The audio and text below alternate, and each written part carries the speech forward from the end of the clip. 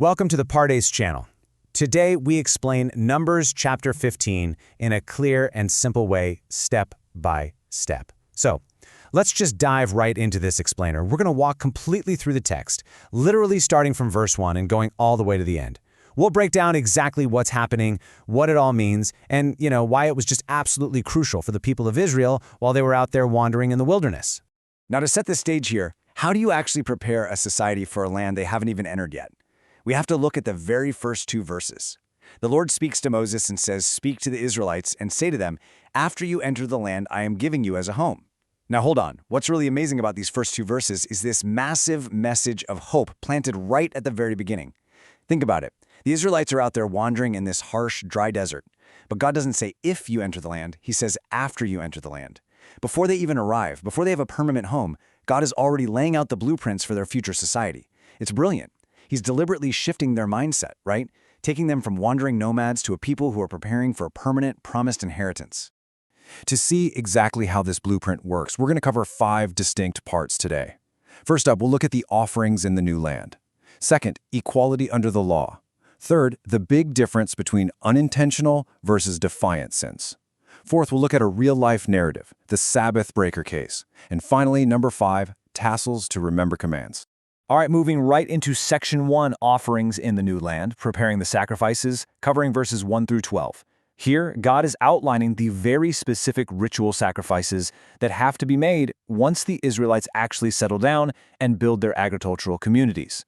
So in verses 1 through 3, God gives a command whenever they present an offering made by fire from the herd or the flock, whether it's a burnt offering, a special vow, a freewill offering, or something for their appointed festivals, it has to be presented as an aroma pleasing to the Lord. Now, what this does is establish a highly structured system of worship. This isn't chaotic. It's beautifully orderly. It tells them that their devotion is welcomed and accepted by God. When they finally reach that promised land, their celebrations and their voluntary gifts, they're going to be accompanied by very specific, predictable rituals that physically show their deep gratitude. And it gets incredibly precise.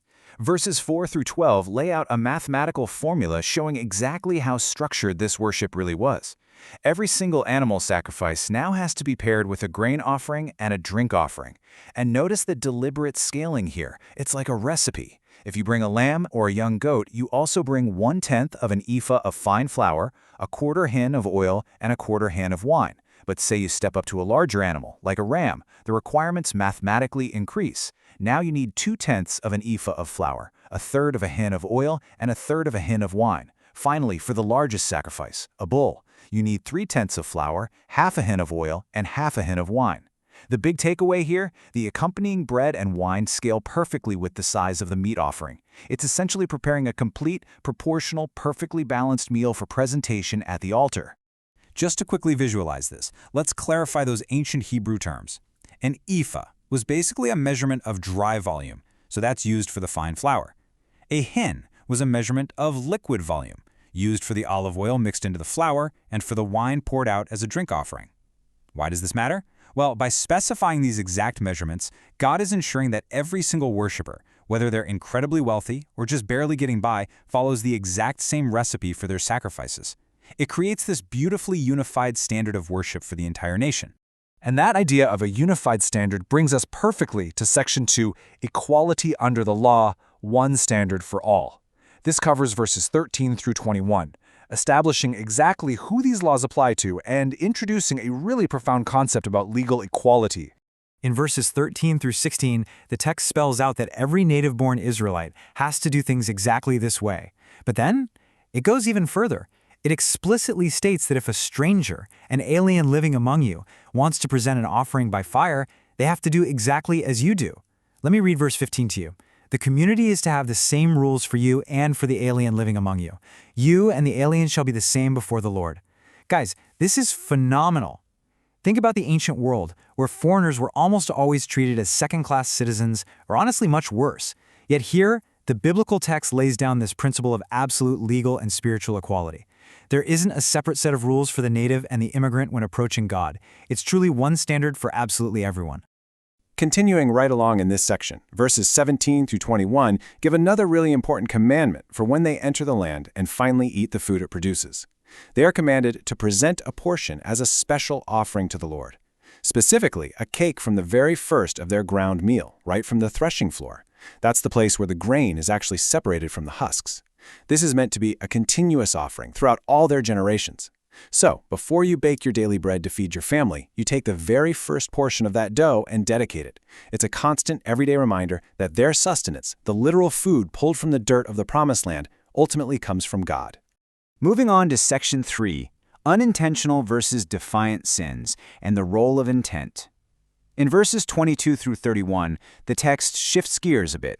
We move from agricultural offerings into the crucial realm of law, justice, and how human intent completely changes the nature of a transgression. This is a foundational concept in biblical law. The text draws a hard, unambiguous line between an unintentional sin and a defiant sin. So an unintentional sin, that's an error. It's a mistake. It's a failure to observe a commandment purely out of ignorance or just an oversight. And for this, there's a clear, prescribed path to forgiveness through an offering. But a defiant sin, the text describes this as sinning presumptuously or with a high hand. This is an open, brazen rebellion where the person deliberately despises the Lord's word.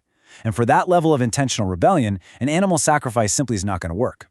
Let's break down how verses 22 through 29 handle those unintentional mistakes. Say the entire congregation fails to keep a command by mistake. In that case, the whole community steps forward to offer a young bull for a burnt offering, along with the grain and drink offerings, plus a male goat for a sin offering. The priest makes atonement, and the community is entirely forgiven.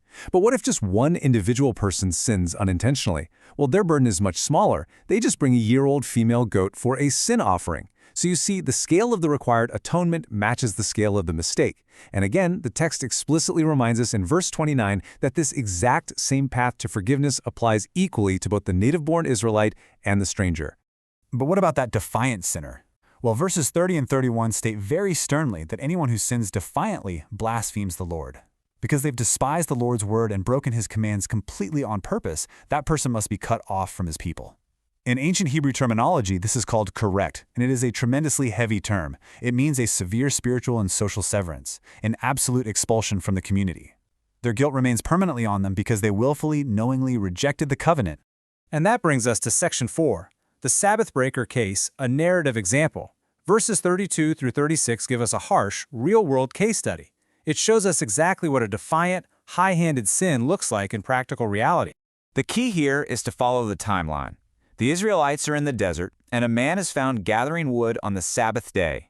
They bring him directly to Moses and Aaron. Now you might be wondering, why did they put him in custody first? Well, verse 34 tells us, they held him because it wasn't actually clear yet what exactly should be done to him. Yes, the Sabbath law had been given, but the specific legal execution for breaking it in this defiant, public manner, that needed divine clarification. So Moses waits for God's ruling. The Lord declares the man must die for this defiant breach of the covenant, and he's subsequently taken outside the camp and stoned by the entire assembly. It's a heavy, solemn moment, but it perfectly illustrates the ultimate consequence of the defiant sin we just talked about. Now we reach Section 5, Tassels to Remember, Commands, a wearable reminder. After the tragic, stark reality of the Sabbath breaker, God provides a beautiful, highly practical, and wearable solution to help prevent that kind of tragic disobedience in the future.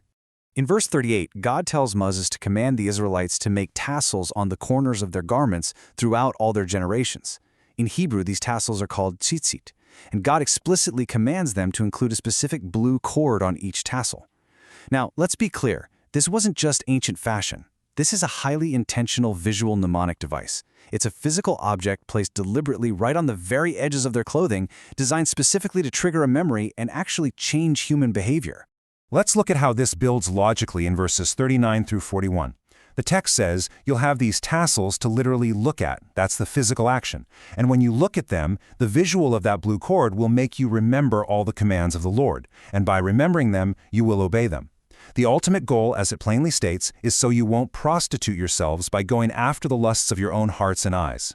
See, human hearts and human eyes can so easily and quickly lead us astray into defiant sin, just like that Sabbath breaker. But by looking at the blue cord on the tzitzit, that visual interrupts the wandering eye. It anchors the mind directly back to God's law, and beautifully helps the person stay holy and consecrated to the God who brought them out of Egypt. All right, so we've walked completely through the chapter, from the precise flour measurements of the sacrifices all the way to the blue cord of the tassels. Let's head into our final section, key simple ideas and practical life lessons and pulled together the major takeaways from this explainer. First off, we saw a profound lesson in hope and preparation. God was intimately organizing their future in the Promised Land while they were still stuck wandering around in a barren desert. Second, we witnessed the beautiful, progressive principle of equality under the law. The exact same standards apply to the native-born and the stranger living among them, no double standards whatsoever. Third, we learned that human intent absolutely matters.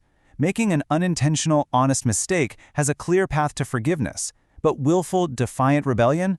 That severs a person from their community entirely. And finally, we learned the sheer psychological brilliance of visual reminders.